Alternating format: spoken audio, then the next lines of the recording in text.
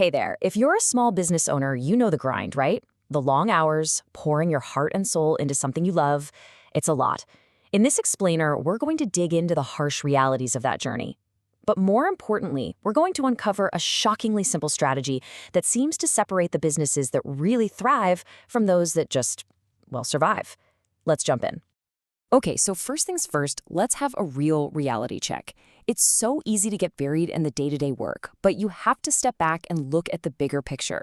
So what does life actually look like for the average owner of a small or medium-sized business? You might be surprised by the answer. I want to start with a question that honestly cuts right to the bone. After all the blood, sweat, and tears you pour into your business, what are you actually paying yourself per hour? For a lot of people, the answer is kind of shocking. Yeah, £9.74. Based on the median net income for the self-employed, which is around £23,300 a year, and a pretty typical 46-hour work week, that's what it boils down to. It really puts into perspective the massive gap between the dream of being your own boss and the financial reality for so many. And it's not just the financial pressure.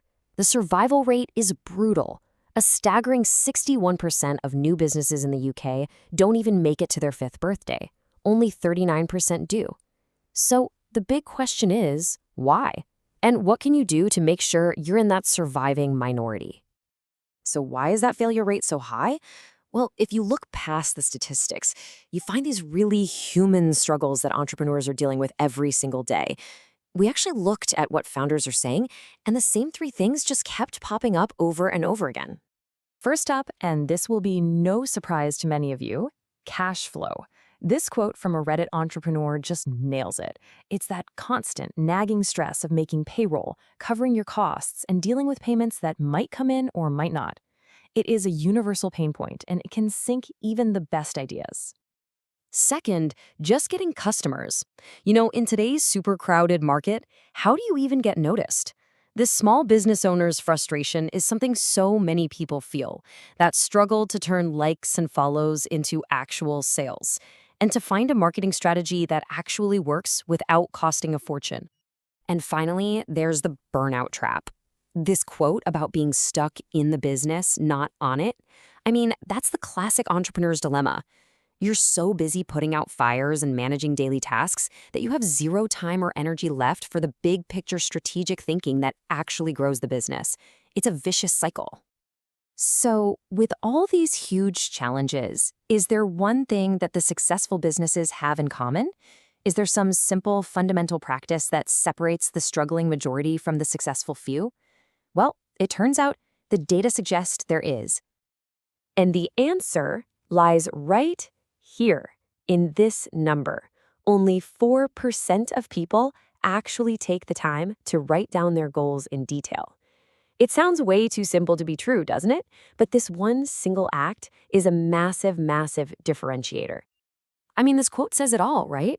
If you don't have a clear, visible target, you're just firing arrows in the dark. You're constantly reacting to things instead of proactively building something.